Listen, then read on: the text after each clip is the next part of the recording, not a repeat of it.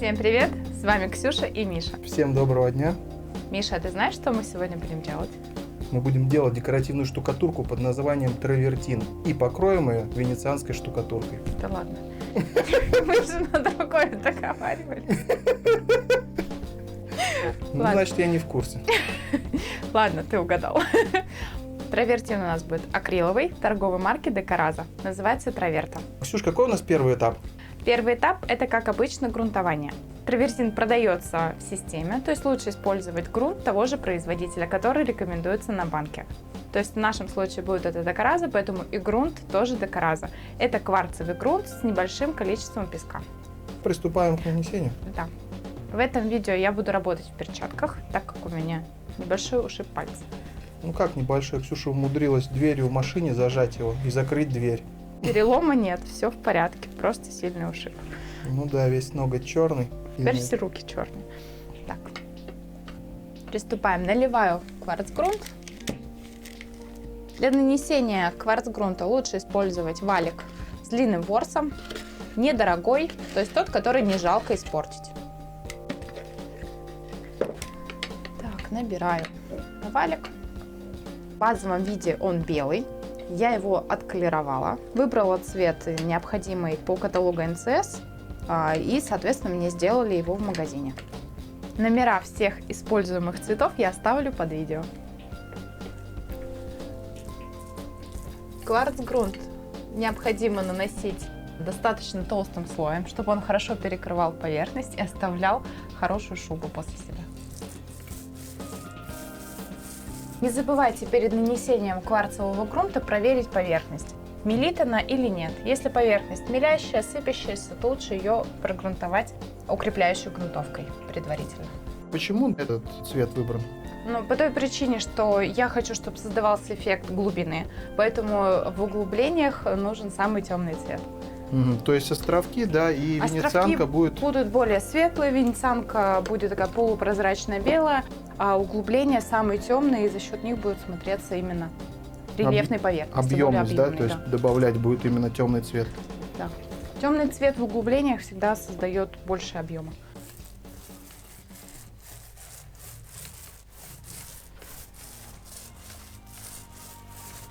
Если необходимо нанести второй слой, то лучше это сделать часа через 2. Полное высыхание кварцевого грунта перед нанесением материала, то есть перед травертином, минимум часов 12. То есть сейчас мы оставляем грунт засыхать? Да, то есть после того, как докрасили, второй слой я наносить не буду, поэтому ждем 12 часов полного высыхания грунтовки. Кварцевый грунт полностью высох. Далее на него буду делать карту мира из травертина. Травертин использовать буду в 5 цветах. Выбранные эти цвета были по каталогу НЦС. Какие номера я напишу под видео. 3 основных цвета и 2 дополнительных. С 3 основных мы начнем. Необходимо их нанести на плоскую поверхность.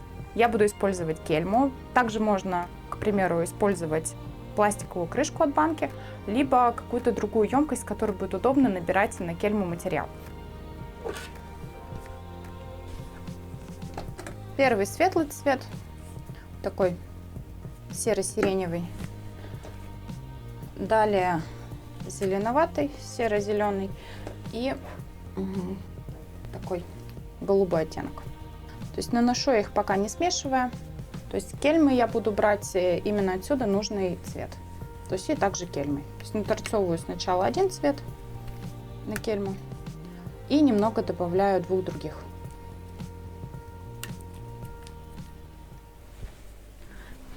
Наношу, в принципе, можно не сразу с угла начинать, а с какой-то центральной части. Потом в углу можно будет всегда добавить. Наношу, наторцовываю. Ну и также можно контролировать при помощи нажатия, где какого цвета больше добавить. То есть, к примеру, вот у меня идет синий-зеленый оттенок, дальше я могу белый добавить, потому что у меня на верхней части кельмы больше белого материала. Можно уже добавить еще один оттенок, 4. Он у меня будет здесь, такой чуть-чуть бежеватый.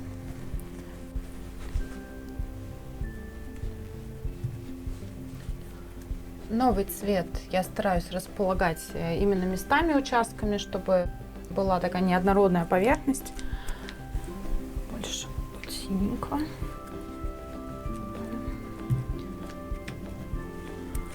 Также, если где-то вот уже нанесены участки, кажется, что не хватает, то можно вторым слоем добавлять. Это необходимо проверять периодически, то есть подглаживается, если уже подглаживается материал и при этом не сильно прилипает к кельме, тогда можно заглаживать всю поверхность.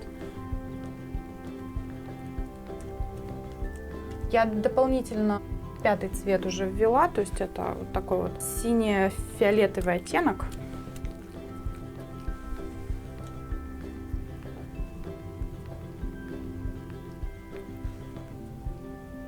При нанесении островков, именно отпечатывания на поверхность, старайтесь сделать как можно более рваный край, чтобы в дальнейшем при заглаживании не было эффекта квадратов.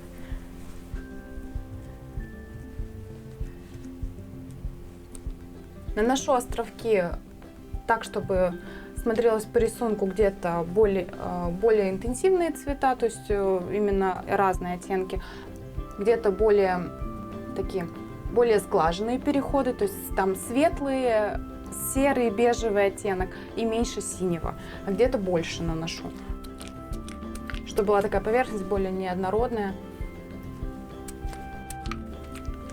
Здесь вот можно уже больше светлого добавить. Если есть желание контрастный цвет использовать, то лучше его в качестве подложки на первый слой, который не будет влиять при смешивании на цвета травертина. То есть можно было бы вместо синего оттенка, к примеру, какой-то взять оранжевый цвет, который будет сочетаться при этом хорошо с синими тонами, но не даст смаза при нанесении островов. Чуть-чуть водички на сам травертин и на инструмент, чтобы не было подлипания. И с усилием приглаживать в разные стороны.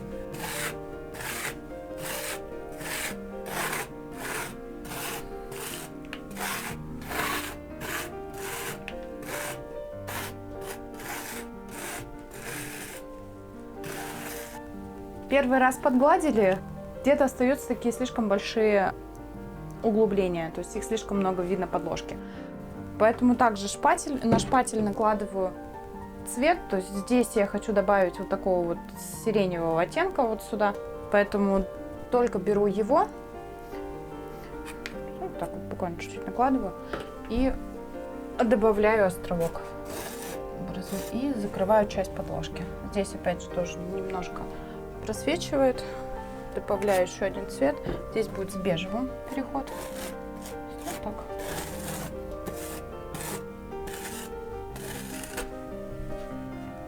Ну и смотрите именно на равномерность поверхности, чтобы не было вот таких вот слишком мелких, к примеру, островков. Там лучше все-таки закрыть это дополнительно более крупные сделать. Во-первых, венецианка будет в дальнейшем на таких местах больше блестеть. То есть чем больше плоскости островков у вас, тем в дальнейшем венецианка лучше глянец даст на этих островах. Дополнительно я сделаю трещины. Делается при помощи ножа. Такой тоненький ножичек нужен. И им прям вот на крупных островах делаю такие извилистые линии. Добавлять или не добавлять трещины, это вы уже решаете сами. Я решила их добавить, причем добавляю их не очень много. В дальнейшем, когда будем наносить венецианку, в эти трещины она их заполнит, и будут они более такие белой прожилкой смотреться. По стыку идти светлого и темного. Там какие-то очень тонкие, их не стоит делать, их будет не видно просто после нанесения венецианки, да и после заглаживания. С трещинками закончили. Теперь будем возвращаться к уже нанесенным местам. Хорошо смачиваю поверхность. Чуть-чуть она напитается сейчас водой и начинаю приглаживать широким шпателем. Вот у нас прожилка, и при заглаживании она вот так вот закрывается. То есть ее не так много видно теперь. И она такая как рваная получается.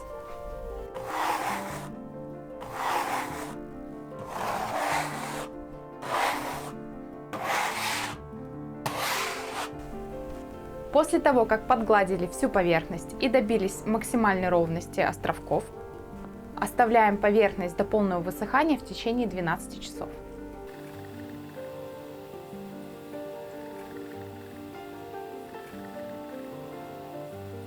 Травертин полностью высох, далее мы его грунтуем. Грунтовка и укрепляющий, концентрат 1 к 5 либо 1 к 3. Главное, чтобы грунтовка была максимально прозрачная. Если нет у вас грунтовки, можно взять обычный лак и разбавить его 1 к 1 с водой. Приступаем к нанесению грунтовки. Прогрунтовать нужно всю поверхность хорошо и в глубине, и на поверхности.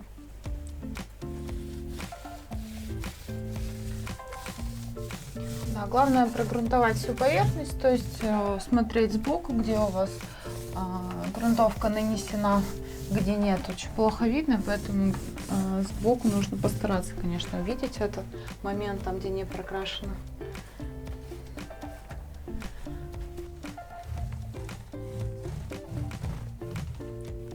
После того, как нанесли грунтовку, оставляем ее высыхать на 1,5 часа. Тем временем я вам расскажу, какой венецианской штукатуркой я буду покрывать это все сверху. Венецианка у нас необычная, она идет для колировки в темные тона. Это производитель Bolars, называется она Masquerade Classic. Это венецианская штукатурка на акриловой основе, но обратите внимание, это база С. Ее я развела уже с водой, процентов где-то на 15-20. Наносить буду при помощи валика с коротким ворсом и приглаживать обычным шпателем с закругленными краями. Наливаю по небольшому количеству в ванночку, чтобы удобнее было ее раскатывать. То есть она должна быть по консистенции у вас как густая краска.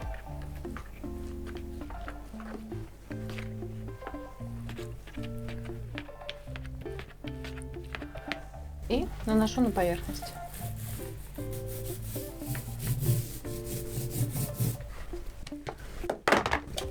Нанесла и приглаживаю. Приглаживайте аккуратно, следите за тем, чтобы никаких камушков не было.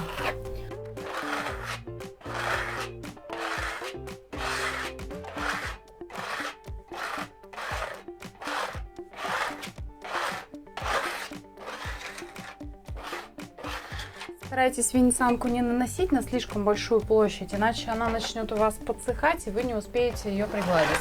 Соответственно, получатся такие, как шубка на островах.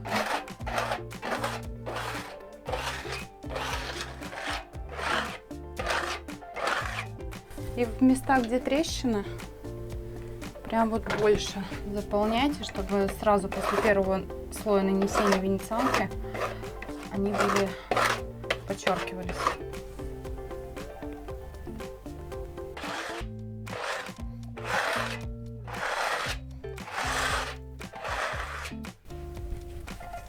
Мы продолжаем дальше наносить венецианку.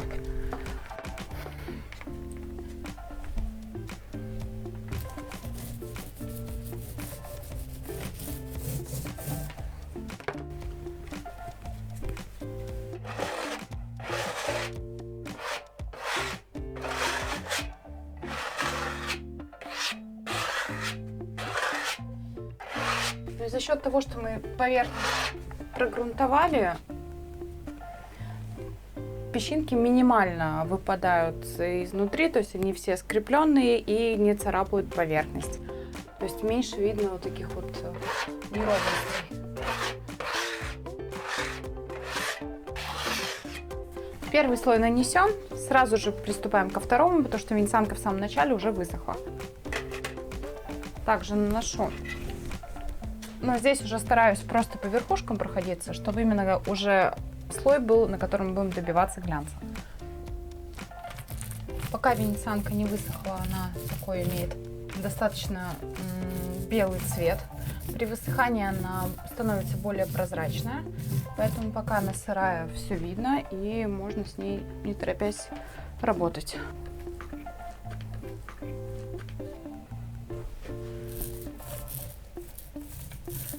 есть первый слой у нас был больше как заполняющий. Мы его нанесли целиком на всю поверхность, чтобы именно перекрыть всю плоскость, то есть и внутренние участки, и верхние островки. А последние слои уже делаются только на островки, чтобы именно плоскость островков выровнять.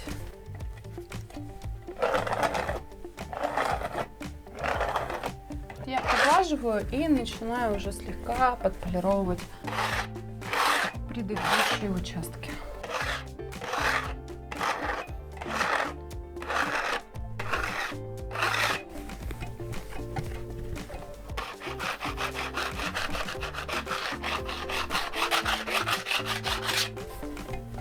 Прям делаю это легко, без какого-либо нажима, чтобы не содрать островки.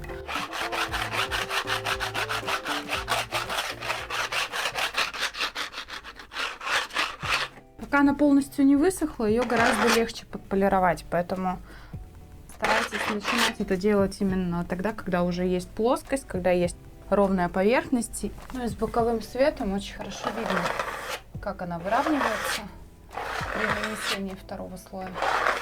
То есть свет здесь самое важное, чтобы он правильно стоял и вы видели всегда, что вы делаете. Уже загладили.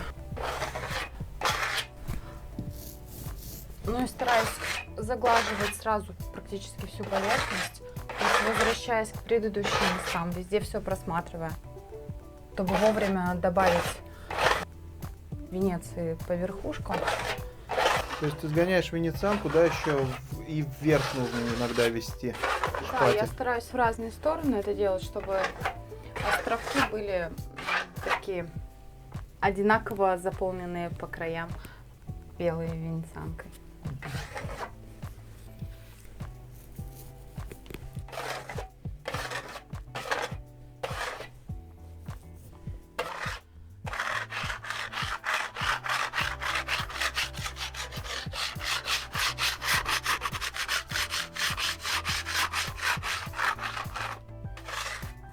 Подполировали металлическим шпателем. Теперь берем болгарку с насадкой Мирка Обралон. У меня 4000-я, можно использовать 2000-ю либо 1000-ю. В принципе, особо разницы нет. Выставляю минимальное количество оборотов, то есть здесь единичка, это около 3000 оборотов. Можно использовать меньше, тогда лучше применять полировальную машину.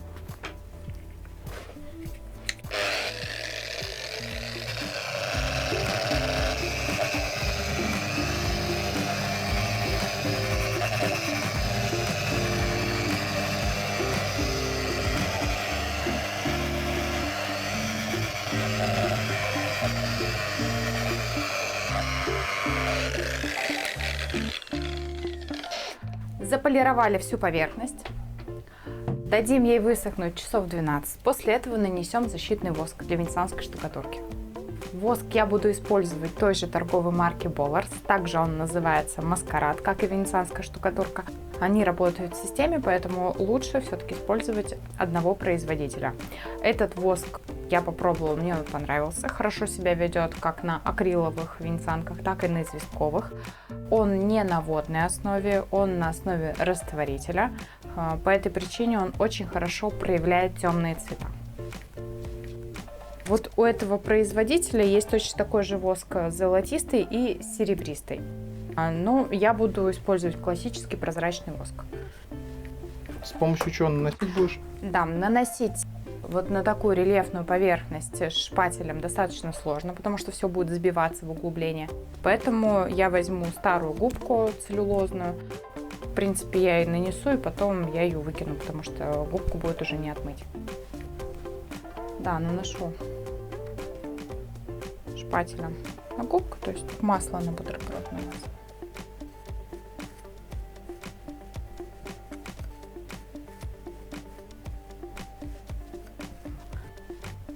И легкими движениями только по верхушкам наношу воск. Да, при нанесении воска нужно полагаться на свою память, то есть где вы нанесли, запоминайте. Потому что так практически не видно, где нанесенные участки, где вы еще не наносили. Нанесла на всю поверхность воск. Я его полирую практически сразу, то есть минут 10-15 жду и полирую. Производитель указывает, что нужно полировать через 24 часа, но я особо разницы не увидела, что прям сразу полировать, что через сутки. То есть поэтому буду полировать сейчас.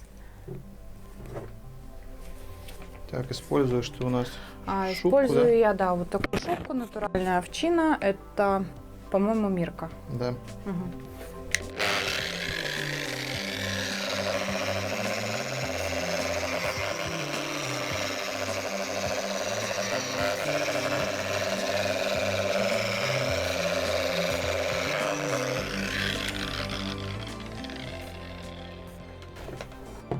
Заполировали поверхность, получился достаточно хороший глянец. Воск какие-то мелкие дефекты хорошо выровнял, но все равно от него очень многого не ожидайте. Поверхность все-таки должна быть максимально подготовлена перед нанесением воска, то есть должна быть очень гладкая. Какие-то мелкие косячки, мелкие дефекты, там буквально там небольшие пупырышки такие в углублениях. Воск их очень подсветил, то есть и такую глянцевую зеркальность придал.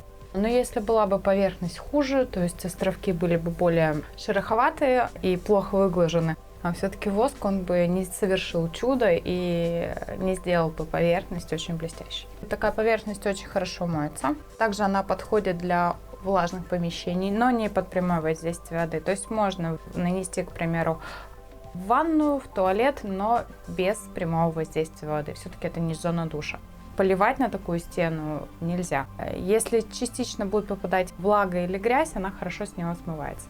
Ну и плюс воск, он создает именно влагоотталкивающие свойства. То есть если что-то попало в виде там кетчупа, там сока, чая, будет легко смываться с поверхности, потому что в нее не впитается. Ксюша, а вот если попадет загрязнение какое-то внутрь, туда, в глубину фактуры?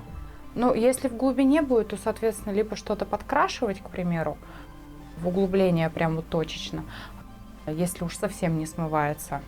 Ну, так вообще, по идее, все должно смыться. Угу. Щеточкой как-то потереть аккуратненько. А если очень хочется, например, в зону душа? Тогда выбираем травертин на известковой основе, венецианку тоже на известковой основе и наносим в зону душа, предварительно сделав гидроизоляцию. Идеально выровненная поверхность здесь не нужна. Какие-то мелкие косяки, дефекты. У нас вообще под ней предыдущая декоративная штукатурка была. То есть, в принципе, все сгладилось, все закрылось и ничего не видно. Ну, это которое в прошлом видео, да, 1000 линий шелка. Там был шелк, то есть 1000 линий, в принципе, достаточно много царапин каких-то, там, полосок, всего это. Все закрыто, все, как видите, ничего не видно. И кварцевый грунт дает хорошую шагрень, хорошую шубу. Ну и плюс вы всегда можете, когда наносите карту мира, если вы видите все-таки, что какой-то дефект не закрылся после кварц-грунта, можно добавить туда островок. Подходя к выбору декоративной штукатурки, да, фактурной особенно, нужно заранее продумывать освещение, потому что саму фактуру можно подчеркнуть светом, либо наоборот приглушить каким-то мягким, слабым рассеянным освещением. Жесткий луч, направленный вдоль стены, естественно, подчеркивает фактуру, все островки сразу видно, грани. Конечно, сразу как тут все подчеркнулось, плюс глянец хорошо видно. В принципе, если сделать какую-то подсветку сверху под потолком, мне кажется, это будет все так достаточно интересно, такое облачно смотреться. Ну да, плюс венецианку, которую ты наносила, она хоть и прозрачная, но она все же белая. Кое-где она осталась, но при вот заглаживании, да, когда ты убирала с вершин, да, она подчеркнула грани островков. Вот, она как бы не перекрыла, где вот есть интенсивность цвета. Там, где она совсем тоненьким слоем легла, она не дала цвет. Там, где она, конечно, с наплывом, там она дает вот этот цвет, но он не кипельно-белый. Он такой чуть-чуть желтоватый, молочный. А если упростить данный метод, да, вот данную технику, нанесли травертин, создали островки и сразу можно, например, сделать самодельным воском, перекрыть все? Можно так. Можно было бы так, то есть, к примеру, травертин, несколько цветов, все, и сверху пролакировать и нанести самодельный воск. Ну да, нужно же лаком закрыть. Но, к примеру, самодельный воск можно было бы сделать с добавкой, к примеру, серебра либо золото, чтобы именно подчеркнуть углубление, чтобы вот именно в глубине был золотистый, к примеру, эффект, а сверху он был бы размыт. У нас получилась достаточно такая поверхность не сильно контрастная, она при этом имеет цвет такой достаточно натуральный, спокойный, естественный, я бы сказала, и не очень яркий. Соответственно, если вы хотите что-то более яркое использовать, более интенсивный какой-то цвет, то первые слои делайте как можно ярче, потому что видите, насколько венецианка все-таки даже прозрачно перекрывает. Если использовать обычную, она вообще вам всю поверхность делает практически полностью белой. Вот. Если хотите интенсивность, то колируйте верхний слой венецианской штукатурки. То есть можно, по идее, его сделать, там, например, какого-то темного цвета в цвет углубления, к примеру, нанести, сгладить, и будет Мне кажется, в серых бы оттенках и смотрелось интересно вообще практически черную, да, основу сделать.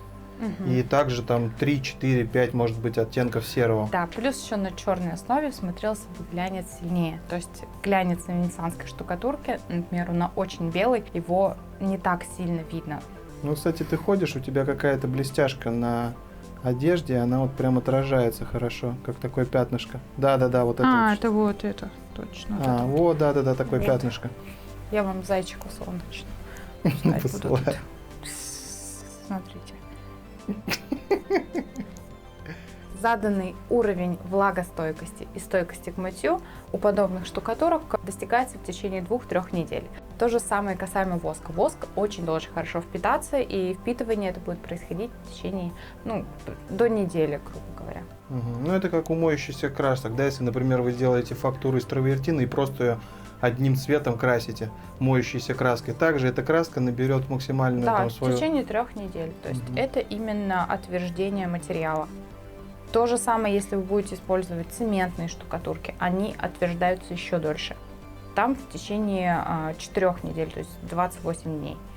Ну, главный плюс, да, если вот так вот смотреть во всей этой сложности и многослойности этого варианта, это то, что здесь нету какого-то этапа, где нужно вышкуривать поверхность, то есть нету пыли. Да. Все выглаживание травертина проходит по сырому. Да, главное здесь именно по сырому хорошо выглаживать. То есть чем больше, так сказать, физически вы выгладите его на этапах, пока он подсыхает, тем в дальнейшем вы меньше будете шкурить его, выравнивать, и меньше потребуется венецианской штукатурки. Надеюсь, что у людей, которые попробуют это повторить, все получится, да, что-то даже, может быть, улучшат технику. Да. Я надеюсь, что кому-то будет интересен этот материал. Хотя, это звучит как реклама. Это не реклама, просто мне понравился действительно этот воск. Венецианская штукатурка, мне это тоже понравилось. Но у меня с ней будет другая идея нанесения. Под мрамор, да? Нет. А что?